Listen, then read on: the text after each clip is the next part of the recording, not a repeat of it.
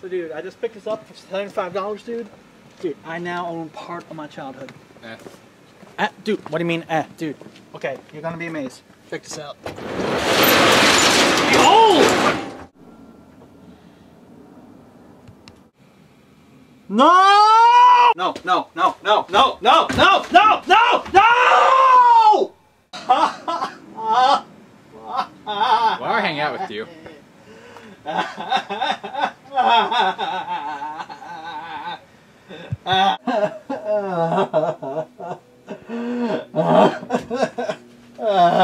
What is that?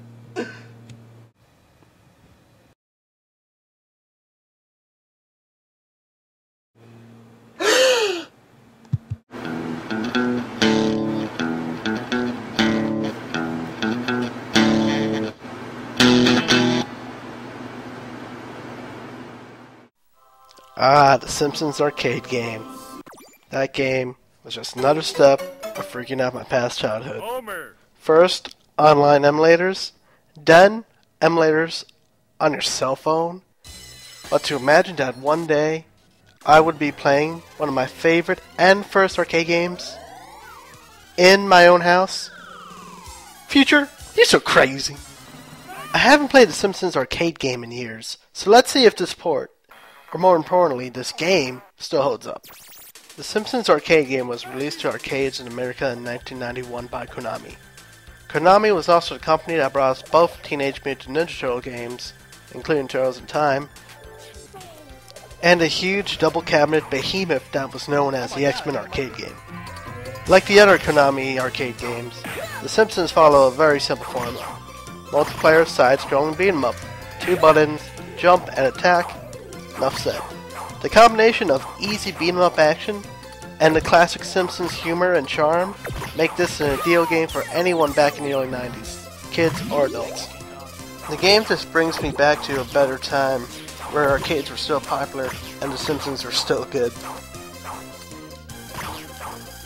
This iteration of the game is an arcade-perfect HD port, done by Backbone Entertainment.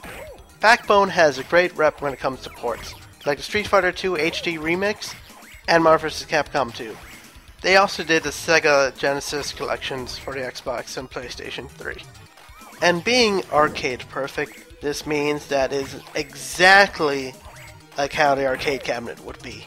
All the enemies, all the items, the controls, absolutely everything is exactly like the arcade cabinet. But now let's talk about what they added to the game. So along with the original American version, Backbone also added the Japanese ROM, just like they did for X-Men. But there is a number of differences between the Japanese and American versions. For instance, it has a completely different scoring system. Instead of getting 1 point for every enemy defeated, each enemy has their own point value. So killing different enemies would get you different points. So this structure would lead to very interesting leaderboard battles. There's also been a couple of fixes that has been done to the game. For instance, jump attacks with items now do more of a diving motion.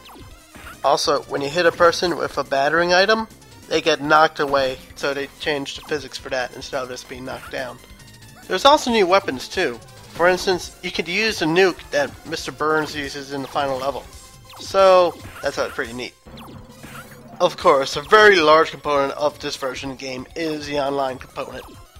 It's set up, just like any other Xbox game would be. There's a lobby system, you can join in the game. Each game has different amount of settings, so you can see that beforehand. Or create your own game and set which settings you want to do, such as the ROM, difficulty, and which level to start off on.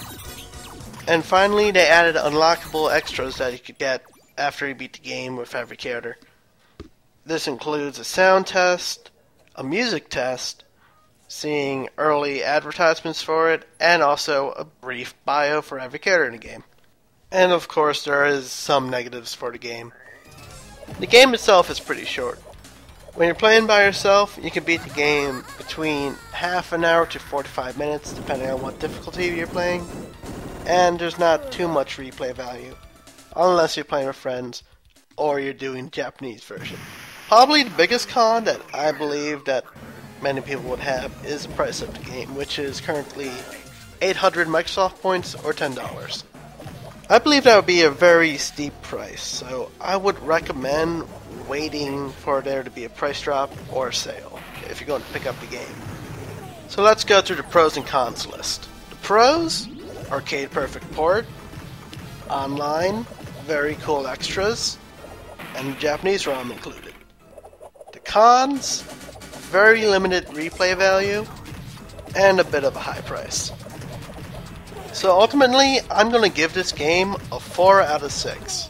And before you ask about the rating, I decided to make it out of 6 instead of out of 5, because at least if I pick a number in between, you get a sense whether it's better or worse. So yes, it deserves a 4 out of 6, since it is arcade perfect, but the major problem is the price. So I would recommend this game for anyone that played this game back in the 90s, or anyone who is a large classic Simpsons fan. And especially for people who aren't able to play their arcade cabinet.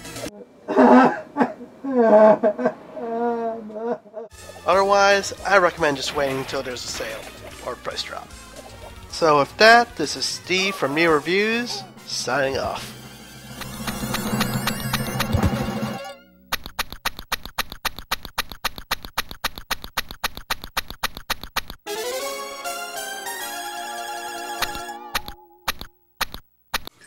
So I did that one Simpsons game, and the camera broke, but no!